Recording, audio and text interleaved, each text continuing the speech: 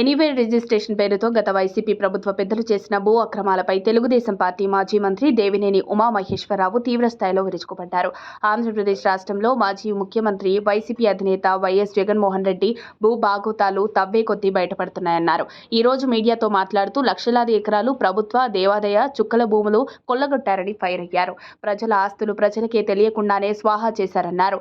Anywhere registration ముసుగులో YCP పెద్దలు భారీ భూదందాకు తెగబడ్డారని మండిపడ్డారు. 8 నెలల్లో 2 లక్షల డాక్యుమెంట్ల రిజిస్ట్రేషన్ చేశారన్నారు.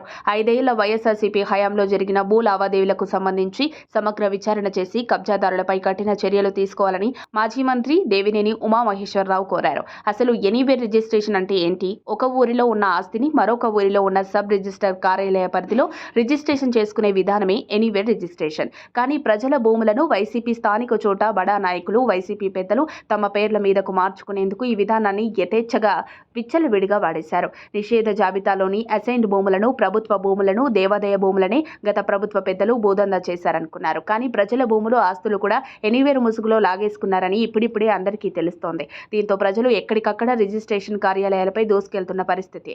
అయితే అసలు ఈ ఎనీవేర్ రిజిస్ట్రేషన్ విధానాన్ని 2015లో చంద్రబాబు తీసుకొచ్చారు. ఈ విధానంలో విజయవాడలోని కృష్ణలంక పరిధిలో ఉన్న ఆస్తిని గుంటూరు సబ్ రిజిస్టర్ కార్యాలయ పరిధిలో రిజిస్ట్రేషన్ చేసుకోవచ్చు. ఇందుకోసం గుంటూరు సబ్ రిజిస్టర్ కార్యాలయం నుంచి ఆ ఆస్తి తాలూకు డాక్యుమెంట్లు, లింక్ డాక్యుమెంట్లు, ఇరు పార్టీలకు చెందిన ఇతర సర్టిఫికేట్లన్నింటినీ కృష్ణలంక సబ్ రిజిస్టర్కు పంపుతారు. ఆ వివరాలు సరైనవో కావోనని చెప్పడానికి కృష్ణలంక సబ్ రిజిస్టర్ కార్యాలయం వారు 48 గంటల సమయం తీసుకుని చెక్ చేసి ఇస్తారు. అవి సరైనవే అయితే గుంటూరులో రిజిస్ట్రేషన్ చేసిస్తారు. ఒకవేళ ఏవైనా ఆస్తి తగాదాల వివాదాలుంటే దాన్ని అలానే పెండింగ్లో ఉంచుతారు.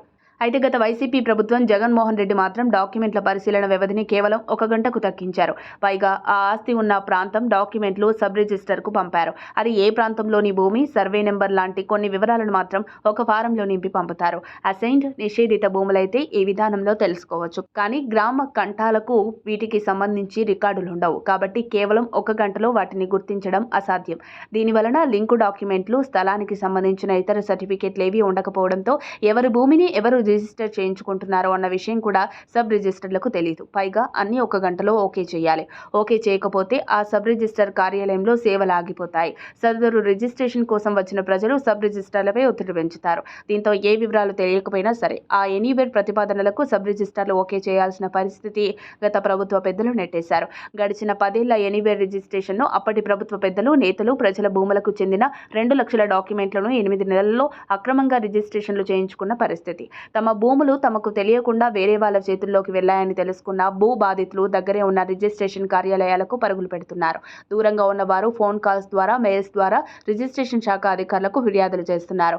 వీటిపై ప్రభుత్వం దృష్టి సారించి జరిగిన అక్రమాలు కనుక సరిదిద్దకపోతే గ్రామాల్లో యుద్ధ వాతావరణం నెలకొనే అవకాశాలు స్పష్టంగా కనిపిస్తున్నాయి. మరిన్ని అప్డేట్స్ కోసం మా కాయ్ టీవీని సబ్స్క్రైబ్ చేసుకోండి. మా వీడియో కనుక మీకు నచ్చినట్లయితే లైక్ చేయండి, షేర్ చేయండి. మీ విలువైన అభిప్రాయాలను కామెంట్ బాక్స్లో తెలియజేయండి.